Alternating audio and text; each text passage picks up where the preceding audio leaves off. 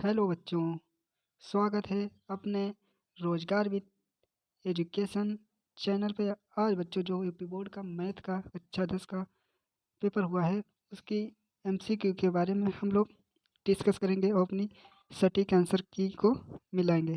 जैसे कि बच्चों पहला क्वेश्चन है, बहुपद 3x² + 5x + 2 के शून्यांकों का योगफल होगा।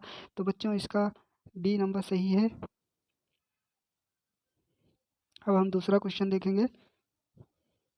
दूसरा क्वेश्चन है, समीकरण 2x + ay = 1 तथा 3x - 5y = 7 का कोई भी हल नहीं होगा यदि a का मान है। तो बच्चों इसमें से सी वाला सही है।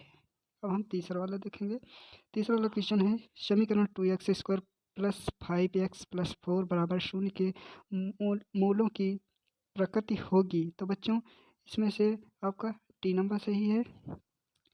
अब बच्चों हम लोग चौथा क्वेश्चन करेंगे। समांतर श्रेणी जैसे कि 4, 9, 14, 254 का अंत से 10वां पद होगा।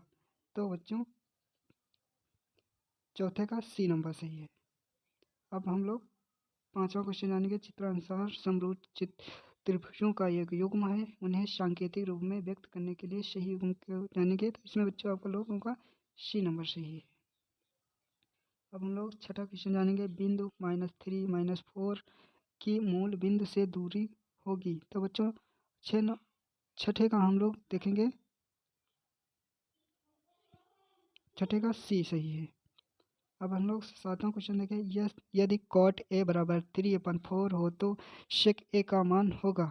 बच्चों हम लोग सातवां क्वेश्चन देखेंगे। 5/3 यानी कि 7 क्वेश्चन सही है। ओ डी क्वेश्चन 7 वाले का सही है। अब हम लोग 8 वाले पे चलते हैं।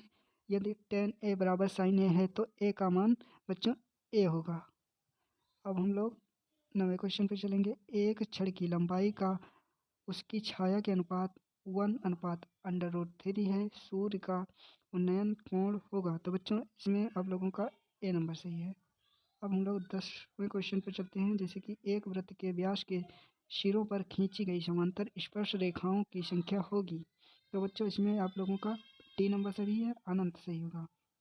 हम लोग 11 क्वेश्चन पर चलते हैं। 12 सेंटीमीटर त्रिज्या वाले एक वृत्त के 60 अंश के कोण वाले त्रिज्या खंड का क्षेत्रफल होगा। तो बच्चों इसका सी नंबर सही है, 24 पाई सेंटीमीटर²।